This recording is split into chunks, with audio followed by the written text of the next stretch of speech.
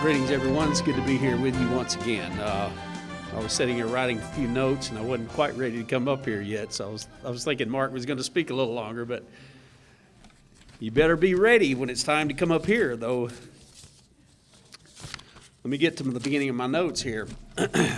Does God exist? Now, that's a big question. You ever had a little kid ask you, Dad, where did God come from? You know, and parents are not prepared to answer that question in a lot of cases. They don't know how to answer that question. How do you know God exists? Can you prove that He exists? Can you take out a piece of paper and maybe write down the formula that proves the existence of God, the all-powerful Creator who is intelligent, who's brilliant, who's a genius, who with overruling power and creative powers that are even unexplainable to mankind? Can you prove God exists? I believe you can prove that God exists if you actually are trying very hard. I believe that He is an all-powerful God who governs the universe, and I would like to study the proofs of His existence today.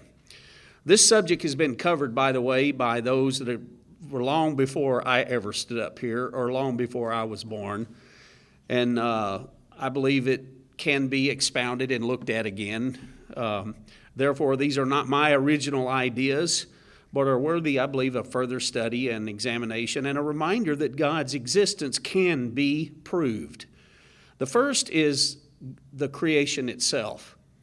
The postmodern world believes in the Big Bang Theory or the evolution or a chance lightning strike at some primordial soup that caused the spark of life on this planet. You've probably, if you've ever taken any zoology or biology in college classrooms, that's where they will begin, that the earth was some sort of this fireball that over time began to cool, and as it began to cool, the ranges of temperature came down to the exact, precise, perfect temperature where water evaporated and it went up in the atmosphere and caused steam and then fell back to the earth. And then as this process happened over thousands of years, the chance that the conditions were exactly perfect for a chance lightning strike at some amino acid or some pool of soup there in a swamp somewhere on the earth.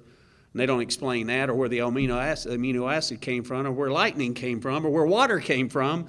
But the assumption is, and the theory is, that lightning strike caused something to happen, and life began at its very earliest, smallest, single-cell stage. And from that, now this is the theory that blows my mind, all of what you see and know today came from that existence. I mean, when you look at that logically and you step back away, now that's easy to teach in a college classroom to a bunch of yawning college students who'd rather be out playing racquetball than listening to some college professor, drone on about the existence of life. They refuse to let you bring up anything about religion in a college classroom anymore, and that was started back, before I was in college in 40 years ago. But to look at the creation out here in the world and to look at all of what is out there, they don't ask the question, well, how did that little single cell survive? How did it ingest food or oxygen that it was needed to survive? How did it reproduce? Or did it, simply divide one day, decided to divide, and another creature came into being, another single cell creature came into being? And how did, over thousands of years, did it change shape? And did it simply grow legs and arms and eyes and ears and, and feet and walk out of the swamp, and there was the first caveman or whatever, the ridiculous idea doesn't even, if you've studied anything about life and about the formation of cells, the construction of cells, the different types of cells, the human body, it's utterly ridiculous to think of. I mean, it just is not logical. I heard the other day that junkyards don't produce 747 jets by accident.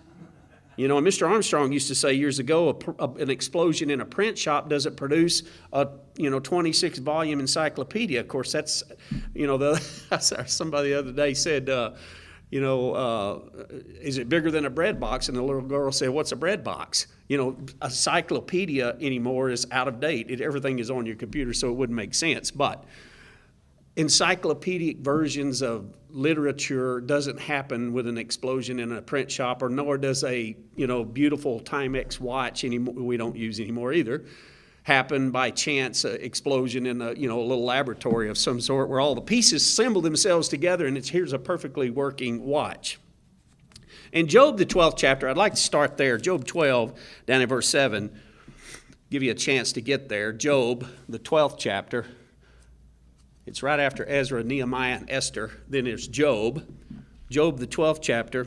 Job answers his friends, that are declaring to him the omnipotence of God, and he sort of responds to Job 12 and verse 7. He says, but ask now the beast, and they shall teach you. Oh, let's do that today. Let's ask the beast. Let's ask the fowls of the air, and they shall tell you, or speak to the earth, and it shall teach you. Let's do that. I would be glad to. Let's go out and hike out in the woods today and walk through there and just see if you can determine what types of trees and vines are out there. And their beautiful flowering plants are coming out now. The wildflowers, the red buds, the dogwoods, all of them. And the azalea trails are going to come out perfect for the holy day season this year. And the fishes of the sea shall declare unto you, who knows not all these, that the hand of the Lord hath wrought this? In whose hand is the soul of every living creature, and that word there is breath, the suke, the breath of every living creature, and the breath of all mankind. Does not the ear test words, and the mouth taste his food? With the ancients is wisdom, and length of days understanding. With him is wisdom and strength, and he has counsel and understanding. Behold, he breaks down, and he cannot be built again. He shuts up a man, and there is no opening. Behold, he withholds the waters, and they dry up. Also, he sends them out, and they overturn the earth. All of this is at his command. In the book of Genesis, the first chapter, it says, in the beginning. Now, my college textbook said that in the beginning, there was a big ball of fire, or there was a one atom, and it exploded, and it went out into all the universe and created all the stars and all the planets and all the galaxies, and all, it's ridiculous. Where did that one giant, huge atom come from? The scientists know that the universe is expanding. It appears to be expanding out there. So they get the idea if it's expanding, that it must have been one piece at one time. Kind of like we do when we look at the globe of the earth and we see the continents, how they seem to roll around and fit perfectly together. And you wonder, how did that happen? It looks like the continents moved around out of their place, and they believe that these continental divides and these great structures of the continental platelets are moving, actually, and you can see them as they push against these continents over, especially over in places like Nepal, where it's pushed up mountains to 29,000 feet. Same thing's happening out here in the Colorado Rockies. There's a great fault line there, and the continents are shifting. Some of them are lying on top of the other. Fortunately for us, when that happens, it creates a fault line, and it traps oil and gas. That's where we drill down in these fault lines and find these blockages where there's trapped gas and oil that's been there, and we pump that out of the ground and create gasoline for your automobile that you drove over here to church in today. But to Genesis, it says, in the beginning, God created the heavens and the earth. In John 1, I won't turn there, it says in verse 1, all things, speaking of Jesus Christ, were made by him, and without him was not anything made that was made. Now, a lot of people don't even understand that. They don't know who the Word is, number one. It says, in the beginning was the Word, and the Word was with God, and the Word was God. And all things were made by him, and not any. So God created all of this through the agency of his Son, Jesus Christ. He had a hand in it. He had a hand in all of the creation.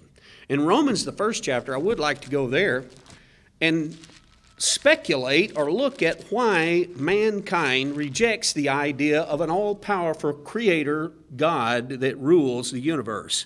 Romans, the first chapter, down in verse 20, I'll skip into this. It says, for the invisible things of him from the creation of the world are clearly seen.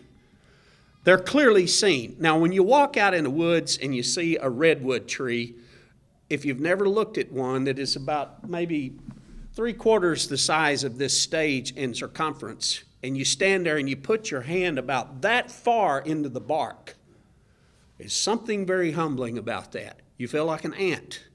Or when you're standing on the edge of the Grand Canyon looking out at that vast beauty of 8 miles across and 1.5 miles deep. Daniel and his wife, they went down the river in a raft and spent several days camping out down in that. Boy, I'd love to do that and see the different colors of different shades during the times of a year and as the sun comes up and goes down. You look at that vast beauty, your eyes cannot capture it all. A camera does it no justice. You stand there and you look and you cannot believe what your eyes are telling you. Vast beauty and unbelievable scenery. Whether you're in the mountains over in Italy or a shoreline looking at the beautiful clear waters there, or the beaches down here in Panama City Beach every year where we go, or up on the mountains in Colorado, or you're looking at a lake, a river, a stream. The glory and the beauty of God is everywhere. His creative ability is everywhere. He says, they are understood by the things that are clearly seen, being understood by the things that are made, even his eternal power and Godhead, so they are without excuse. The people that say there is no God, that all of this is a bunch of campfire tales of, ancient, old, white-haired people that came up with a story about God because they needed a God to worship. I've heard that, purported. Human beings need to put a God up there so they can worship it. Because when they knew God, they glorified him not as God, neither were they thankful, but became vain in their imaginations, and their foolish heart was darkened, professing themselves to be wise. I like this scripture here. I don't have to say it. God says it, inspiring the Apostle Paul to write it. They became fools and changed the glory of the incorruptible God into the image made unto like corruptible man, birds, four-footed beasts, and creeping things. Wherefore God gave them up to uncleanness through the lust of their own flesh, to dishonor their own bodies and themselves. And of course, he goes on to talk about how they changed the truth of God into a lie and worshiped the creature more than the Creator. Look down in verse 28. And even as they did not like to retain God in their knowledge, he gave them over to a reprobate mind to do the things which are not convenient. And of course, down in verse 32, I want to read this. Who, knowing the judgment of God, that they which commit such things are worthy of death, not only do they do the same, knowing that this, but have pleasure in doing them. And of course, if you read the rest of that chapter there, it talks about how they have their illicit sexual relationships between man and woman, and God despises that. And of course, the Apostle Paul brings it out, makes it very clear, God's thoughts on that. When you consider the universe, I do that sometime. The other day I went out there and you could see Venus and Jupiter up there on the western skies late at night, visible. With your naked eye, you could see them clear as day. And sometimes the moon is right there setting at the same time. It's extraordinary. Someone caught a picture the other day in the mountains out in Colorado. They saw the moons of Venus and Jupiter there visible. I mean, it was unbelievable. It was such a perfect night, clear and dark out in the mountains. They were able to see that. It is marvelous indeed. The world in which we live, the scenery that is there. Psalm the 19th chapter says, the heavens declare the glory of God, and the firmament shows his handiwork. When you look out at all the vastness of space, the earth is exactly the right distance from the sun. We talked about this on a podcast not too long ago. If we were closer, we'd be too hot. If we were farther away, we'd all freeze to death. The rotation of the earth, if it didn't rotate, the people away from the sun would freeze to death, and the people facing the sun would burn to death. It has to rotate. The effects of the moon on the earth cause our tides and in a lot of cases the ocean currents. It also helps with the rotation of the earth as it's going around, and the magnetic poles. Another thing that happens in magnetic poles is they block the sun from cosmic rays and solar storms. And they really don't understand those magnetic poles, and they claim that the magnetic poles actually shift every so many thousand years, and we're due to have a shift in the magnetic poles. Whether that'll happen, if we ever see that, would be extraordinary. Every astronaut that has gone out into space has marveled when they look back at the blue planet of the Earth. Buzz Aldrin wrote, "It was a brilliant jewel in the black velvet sky." Looking out that window with their little windshield wiper and looking back at the Earth and thinking, wow, look at that. And they land on the moon, and it's utter desolation. It's like a desert. It's sand. It's ugly. It's lifeless. It's no water, no trees, no grass. I think about the thoughts that must have been going through Neil Armstrong's mind when his foot made the first footprint on the moon. He said, one giant step for man, one giant step for mankind. You know, I mean, exactly what his phrase was. Ron Garan, in his Orbital Perspective, wrote, he was an astronaut that got on one of those arms. You remember the shuttle used to take those big arms up there, and they would go out into space, and he got attached to that arm, and it took him out on a big orbit like this away from the space shuttle. And he said when he came into view of the Earth, he said it was as if time stood still. And I was flooded with both emotion and awareness, but as I looked down at this Earth, this stunning, fragile oasis, this island that has been given to us, and that has protected all life from the harshness of space. And of course, he went on to describe how there are people on that earth that are fighting, and they're hungry, and they're thirsty, and they're starving. And here he is up here looking at the grandeur of this blue jewel out in space. Every one of those astronauts had that experience when they look back. The air, the water, the blue oceans, the photosynthesis, the variety of millions of plants, the sequoia trees, as I mentioned, and the redwoods, the fruit and nut trees, the vegetable gardens that you'll grow, the flowering plants, their reproductive ability, the fruits they bear, the land animals, the birds, the sea life, the land creatures, the insect world all by itself. I've told you how there's 80,000 different kinds of moths, and there's 20,000 different kinds of butterflies, and most people haven't seen a half a dozen of either one of them in their lifetime. Can be studied, the creatures of the deep.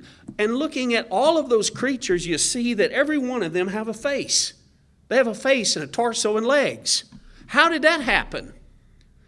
If evolution happened and all these creatures just took off on their own and they evolved, why do they all have two eyes and a mouth where food goes in one and you know what comes out the other end? Why didn't it come out the side? Why do cows, when it's time to go, they just go? I mean, you can be standing by a cow. You better watch where you're standing because you can get wet or dirty at the same time.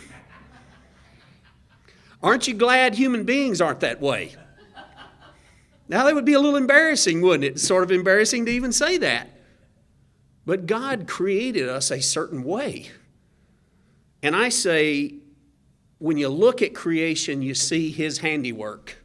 You see His design, and that's the second part of this. Is you see the master architect. I always say a zebra to me looks like a thumbprint. Doesn't it to you? If you take your hand and put it in ink, put it on white paper, and you look at a zebra, doesn't it look the same to you? It does to me. It looks like God's fingerprint on that animal. Maybe it's just me. But you can, when you look at artists and you can study the brushstrokes of artists, they know this by when they identify a painting that this certain artist definitely painted this because he had a certain way of making brushstrokes or, things that he mixed on the canvas, or he dared not mix anything on the canvas. And so they know that a certain painter painted this painting, and that is the way in God's creation. The mountains of Colorado, as I said, the shores of Italy, the desert, the plains, the brooks, the streams, the lakes, the estuaries, every incredible color, shape, and size that impress upon the minds of human beings that is impossible without a master builder, a designer, an architect. It's impossible. I looked at a leaf this morning. It's down in the, let me see if I can the Daintree rainforest in Australia. I didn't even know Australia had a rainforest, but there is one that runs about 420-something miles down the eastern side of the big giant island of Australia, the continent. This plant is called the giant taro plant, and it has leaves that are 6.5 feet long. I'm 5'8", so we're talking a leaf that is taller than I can reach, about the height of the top of a doorway. Big, giant leaves. And then I go out in my backyard and I look at some of these trees that have the little tiniest leaves or little plants, that are so small you can hardly see the leaves. But they all do the same thing. They all have photosynthesis. They all have this ability. Those big, giant leaves down there are so huge that raindrops can destroy them by, crashing down on them. So they looked at the leaf under the microscope, and those leaves have little bumps on them that are covered with wax. And when a raindrop hits, those little bumps disperse the water, and then the water washes those leaves off every day. How about that? How did that happen? Who did that? Who designed that? Who made that? Who made the rainforest? Who made the rain? Who made the sun? And, of course, it's a brilliant plant that's used to cover the canopy of the rainforest floor, but it also is a food source. They chop the stems up and boil them. Actually, are poisonous, kind of like I can't think of the little poke salad that's around here in East Texas that's poisonous to eat, but if you boil it long enough and wash it off, you can actually eat it. And a lot of the folks that migrated here years ago loved poke salad in the old days when I was, see the old people that were growing up when I was a kid. Did you know the human body, you know how many miles of blood vessels you have in your body? Venture a guess? 10 miles? 20? 100? How about 60,000 miles? That's unbelievable, isn't it? Did you know if they took your lungs out and they spread them out, they would be big as a tennis court? The little poccules inside your lungs. If they opened them all up, the area would cover a tennis court. That is the human body. That is the design that we see in creation, and some of the things that you can look at. In Genesis, the first chapter, verse 26, God said, "Let us make man in our image, after our likeness." And man, believe it or not, whether you're a hobo down in the streets, you're rich and famous, is made in the image of God. When you look at the human eye and the ear and the ability, we were talking the other week or so ago about, it's incredible that the body, if you cut your finger, your body actually goes to work and heals itself. Now that's fascinating to me. I mean, somebody can get a gunshot wound and it'll practically heal up on its own. They've had people that had terrible wounds in like World War I or even in the Civil War, who laid there with an open wound and it eventually just healed itself back up. Over in Africa, they would cut people over and do these weird brain surgeries. You've ever seen that? They actually, out there in the desert with a machete, would carve open somebody's head. They had this weird idea that spirits would be in there and they would come out of the body. And those people healed up and lived.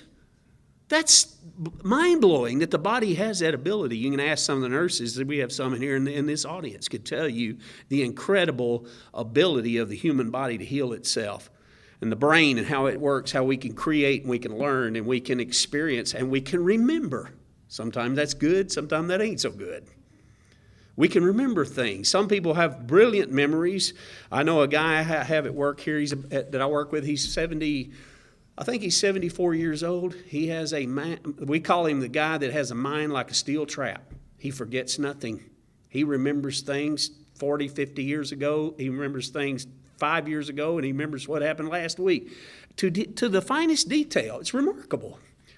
We have the ability to design, to be artists, to be builders, to calculate, to solve problems. We play music. We have the ability to write literature. There is something different about human beings, isn't there, as compared to animals? We're on a much higher level than animals, and we have a higher level of understanding. I don't care what they say. They're never going to get a dog talk or an ape to type in a computer and do entry work. It's just not going to happen. We have a higher learning ability. The next thing is God is the sustainer of all of this. In Hebrews, the first chapter, it tells us, who being the brightness of his glory, and it's talking about Jesus Christ, their description, who being the brightness of his glory and the express image of his person. Jesus Christ was like a perfect stamped copy of God the Father.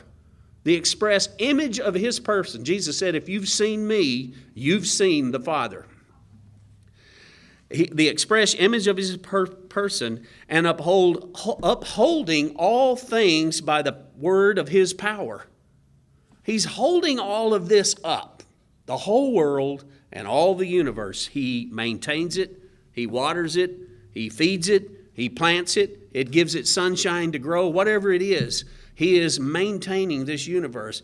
And I don't care if it's some backwoods place out in the middle of West Texas that needs rain, it's going to get rain at some point to water those crops out there. I've seen it happen over and over again. It's like a little small area out here where nobody lives gets rain. And maybe 3 months later it'll get a little more rain, but those plants survive. They say that the oldest plants are some of those fir trees that live out in places like Tahoe that are up on the side of a mountain.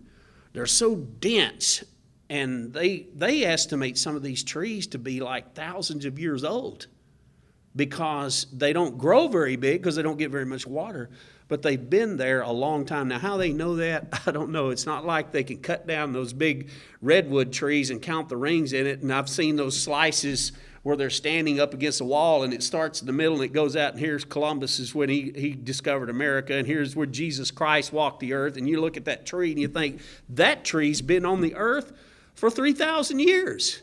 It's incredible. It's absolutely astonishing to me. In Isaiah the 40th chapter, I'd like to go back here, Isaiah the 40th chapter. Isaiah 40 and verse 12.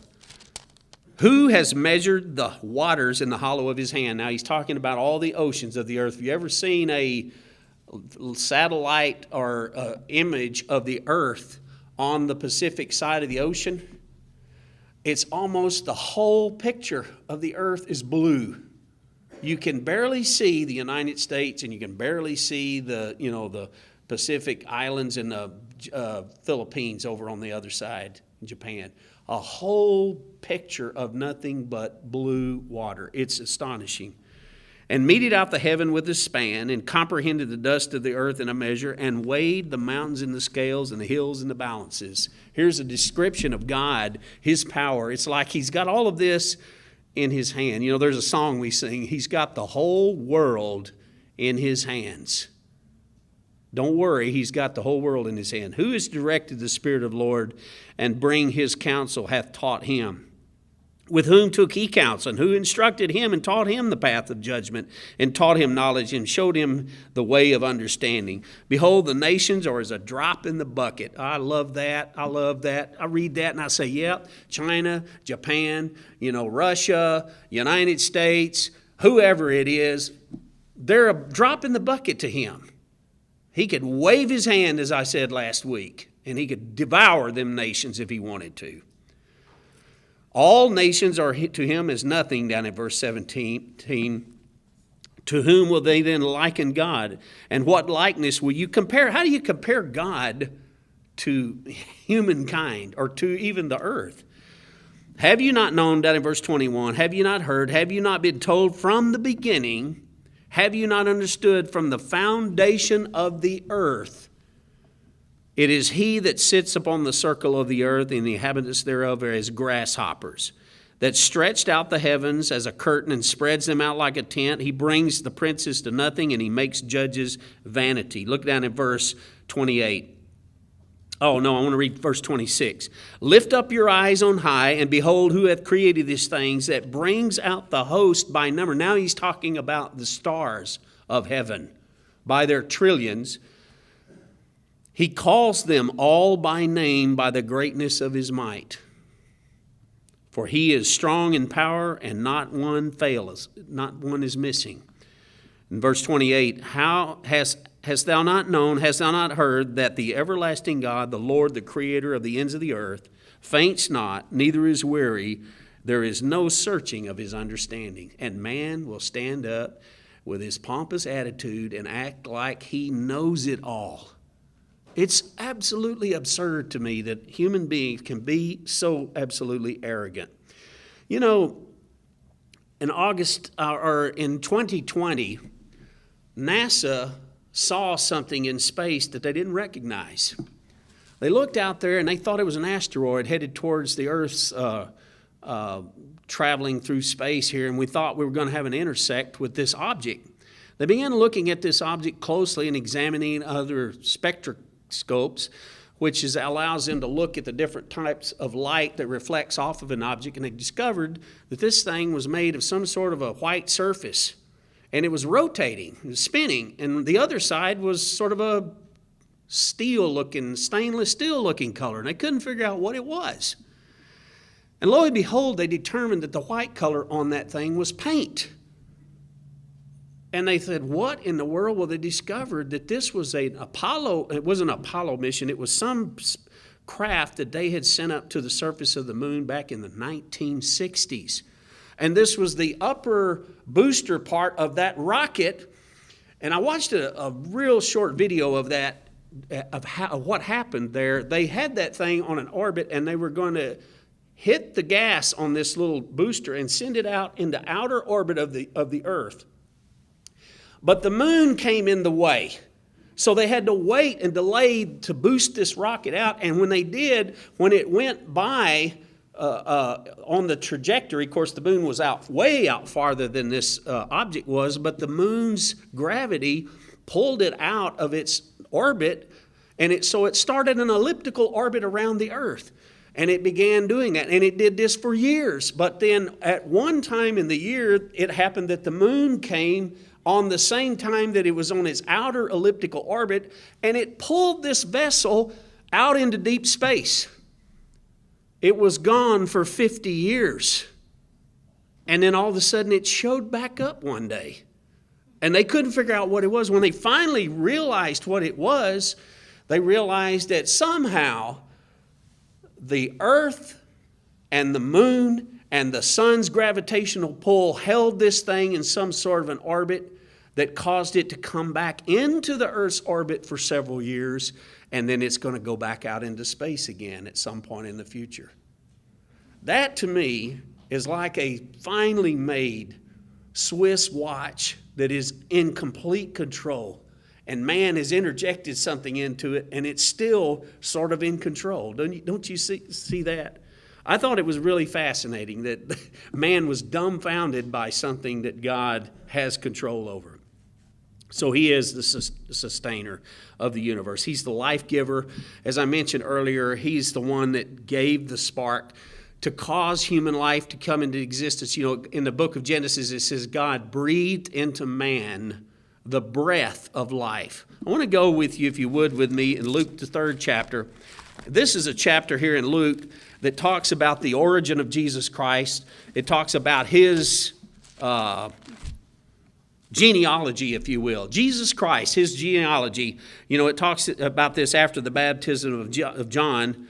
Luke, the 3rd chapter, verse 23, and it says, and Jesus himself began to be about 30 years of age, being, as it's supposed, the son of Joseph.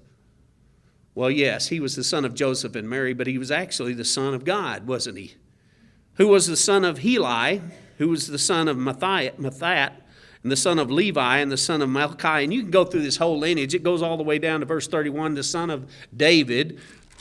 And then go on down, it talks about the son of Jacob and the son of Isaac and the son of Abraham. But look at the end of that lineage, verse 38.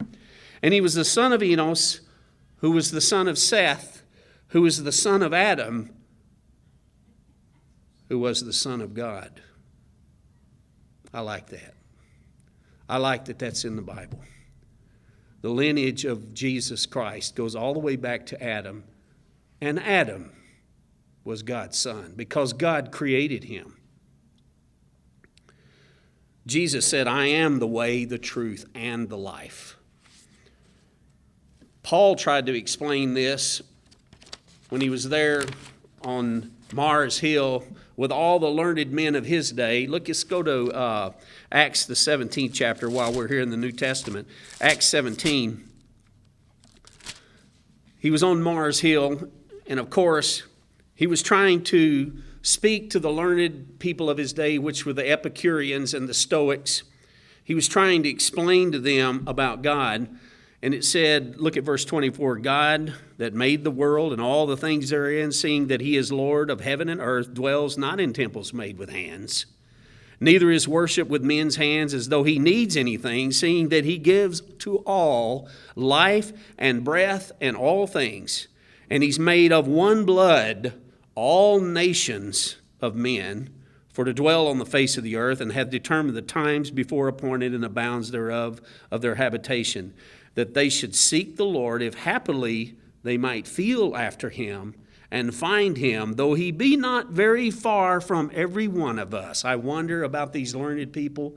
If they would just seek the Lord, seek after him, they might find some of this glaring evidence that's all out here in front of us that God does exist.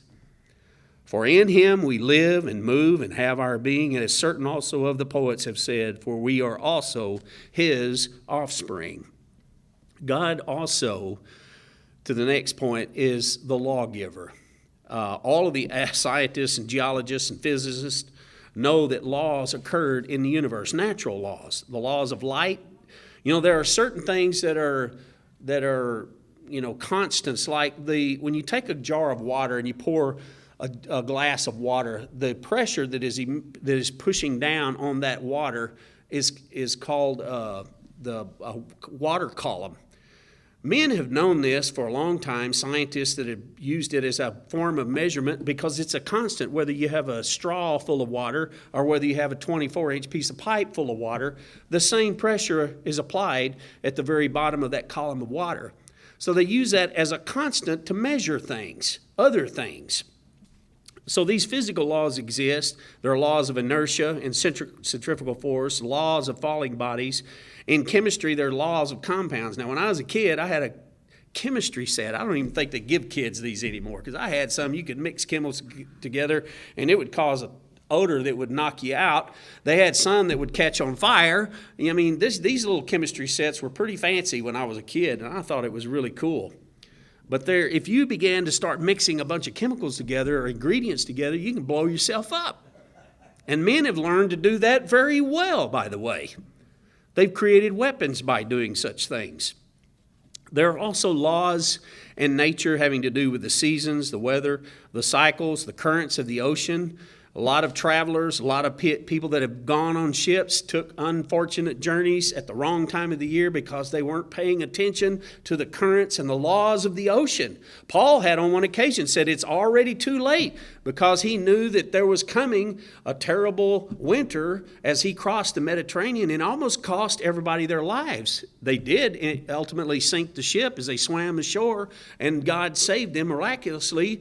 But Paul had sailed enough that he understood that was time for the hurricane season for that area there. There are engineering laws having to do with stress on beams and beam loads. We were talking before services, all these earthquakes that happened overseas. And places like Iran and Iraq, and I heard this morning there was one down in Bogota, Colombia. These buildings, just absolutely 10-story buildings, collapsing to the ground. It's because they didn't build them like we do in the United States and some of the modern world, where they build them like the Japanese and other people have modern building technology to withstand earthquakes. These buildings actually have the ability to sway and move without crumbling to the ground. Those people were in the streets in their pajamas because they were afraid to go back inside of these buildings. The laws are automatic too. They are in harmony, and if you get in harmony with these laws, you're fine. But if you get out of harmony with it, if you go out here and step off a 10-story building, gravity is going to exercise its law upon you. But when you break these laws, disasters can occur, like the disobeying the laws of gravity or aerodynamics. I see pilots that do that. They overload the plane, or they don't know about the load distribution or how much fuel they have on board, and they try to take off, and they often crash because they disobeyed one of those laws. Where do these laws come from? Who created them? Why were they created? And if they're there and they are automatic, as I said, gravity is, then why should man shudder to think that the laws that were given that govern human behavior are not just, like I said, the machinations and fireside tales of old ancient holy men, but they are actual laws that govern human behavior that God gave here in Psalm 19 chapter. Let's go there. I'd like to read that Psalm 19, what David said about God's laws. He says, down in verse 7, the law of the Lord is perfect, converting the soul. The testimony of the Lord is sure, making wise the simple. The statutes of the Lord are right, rejoicing the heart.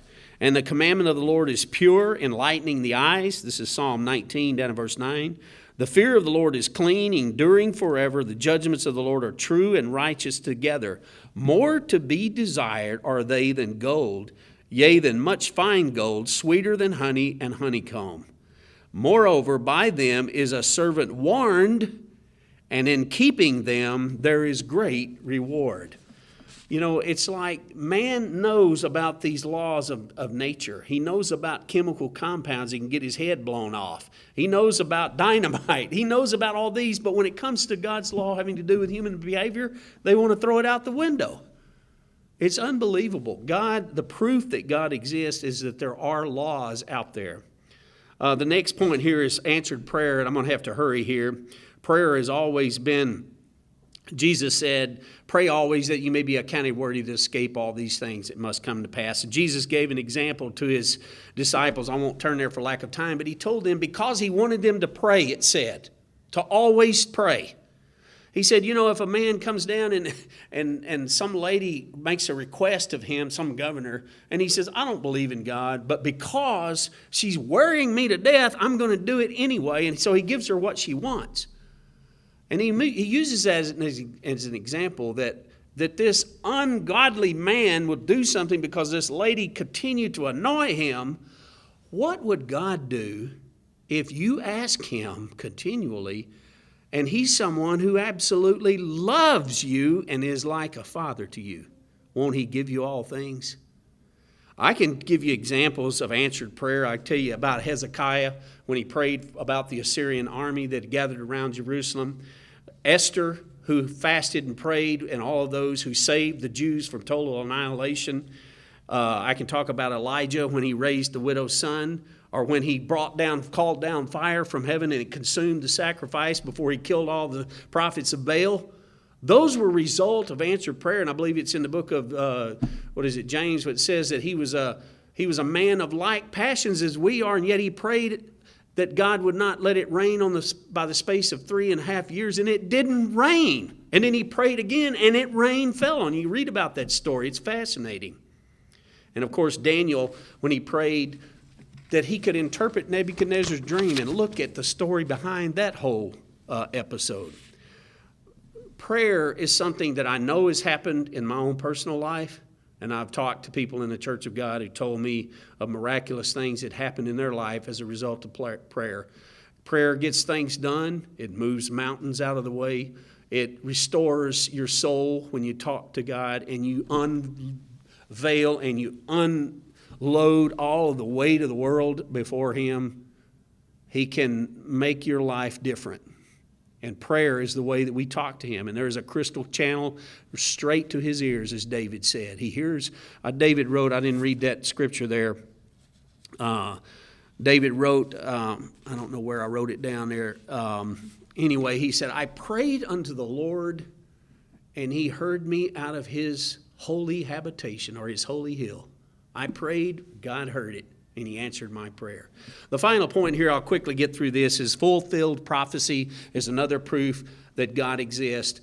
As I said, another example here of Daniel, the prophecies that are in Daniel, they say that there were 2,500 prophecies in the Bible collectively, that 2,000 of them have already been fulfilled. A lot of them were filled, and if you go read Daniel's account, 2,600-year prophecy about what was going to happen to the world, the rising empires that would come about, how they would come about, even calling men like Cyrus by name when the Jew would return to Israel, that God called him by name 150 years before he was born. Isaiah even wrote of that. The prophecies having to do with the Messiah that would come. And you can go back and look at the list of all the prophecies that spoke of Jesus when it said that he would be a minister, that he would heal, that he would preach forgiveness, he would be a mighty, it talked about him being born of a virgin. That was prophesied. It talked about the city of Bethlehem, where he would be born, that he would be called a Nazarene, that he would go to Egypt, because it says, out of Egypt shall I have called my son. And of course, we know in Isaiah 53 where it describes his death, his betrayal, his being betrayed for 30 pieces of silver, all foretold 1,000 years before, hundreds of years before Jesus was born, how that he would be tortured, how he would be betrayed, and even his very words that he spoke while he was there on the stake were prophecies that were fulfilled. I didn't have time to go to Ezekiel, the 26th chapter. I wanted to talk to you about the prophecy of Tyre. This is probably something you've heard before, but God prophesied that the city of Tyre, which was a great mighty port city during that time of Alexander the Great, he actually built a causeway out there to Tyre, the island peninsula of Tyre there, and destroyed the city. Today, that city is underwater. Those ruins, you can go look at videos, and they take divers out and they go down 20 foot deep, and there's huge columns and walls and streets that are submerged. But if you go look at Ezekiel, the 26th chapter, it says Tyre is going to be a place where fishermen cast their nets. It was an absolute fulfillment because God was going to bring about his wrath upon that city, and he did it. I remember Mr. Armstrong, I have a picture somewhere, Mr. Garner Ted Armstrong doing a radio program while standing out on those rocks and talking about that very city, because he was standing there on the edge of the rocky shoals where once that city stood, glittering, pride, full of vanity and joy and happiness and wine and women. It's all gone. An absolute fulfillment of the prophecy. But more importantly, the remaining prophecies that are yet to be fulfilled. All these prophecies that are in Daniel that talk about the time of the end, the prophecies Isaiah had talked about reunification of Israel and Judah in the end, the prophecies that Jesus spoke about in Matthew 24, Luke 21, Mark 13, and of course John's revelation that he recorded of Jesus talking about the time of the end, the conditions on the earth, and who the players will be that is yet to be fulfilled.